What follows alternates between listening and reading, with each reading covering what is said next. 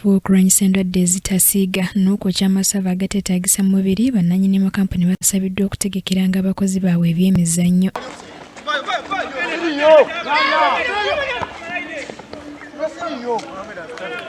Fred Bwire akulira emirimu mu kampuni ya Jebba Coffee ategeeza nti emizannyo giyambako emibiri gy'abakozi okubangamiramu n'okutumbula ebitone byabwe. Why we are here is to keep fit and also promote wellness among our employees, including myself.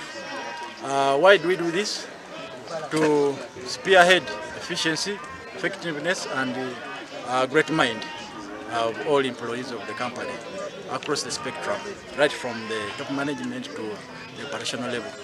And why lwaki abala abateetaba mu kino ekintu bakoseddwa batya kubanga baba tebafunamu obulamu bwabwe busigala nga si bulamu bulungi, buli kaseera babeera bafuna ebirwadde nga beetaaga ddwaliro, naye ffe bwe tujja wano liba ddwaliro. So ensonga eri nti baba basubula. That's the basic answer. Ate kati tubadde ne maaki abakozi b'ekampuni abafumbo n'abatali bafumbo.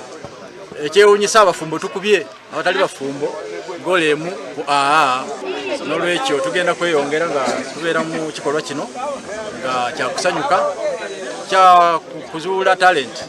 Tumanya wayinza okubeerawo musambi asambira eggwanga Uganda. Ono anokodde ezimu ku nsonga ezitiisa bannannyini makampuni okutegekera abakozi baabwe ebyemizannyo, omuli okutya nti bandifuna obuvune ne babasaasaanyizaako ensimbi n'ensaasaanya ejjira ku kutegeka emizannyo gino, omuli okupangisa ebisaawe n'ebirala. Ensonga lwaki kampuni endala oba ebitongole ebirala tebyetaba mu mizannyo bwe giti, bamu batya nti abakozi baabwe bagenda okosebwa, bamu batya okuteekamu oba akasimbi kupangisa kisaawe, bagamba balina budgets ez'enjawulo, so their interest is minimal.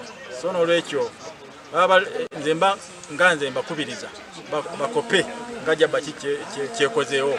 Omuduumizi wa ttiimu ya Jebba Coffee ey'ebigere Mutyaba Ahmed ategeeza nti kiba kirungi okuwa abakozi omwaganya ogw'okwenyigira mu byemizannyo okusinga okubanga ku mirimu gyokka.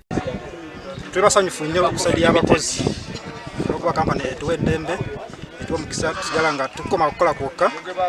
Omuntu aba n'ekitone kye asobola okukola ki n'agenda n'akyolesa omupiira okudduka athleting ezo bwetyo twetabamu nnyo n'okutwaliza awamu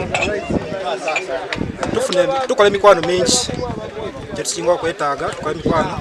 Bano babyogeredde mu kuttunka ne ttiimu ya Ex Galacticos FC mu mupiira gw'ebigere oguyindidde Kawempe.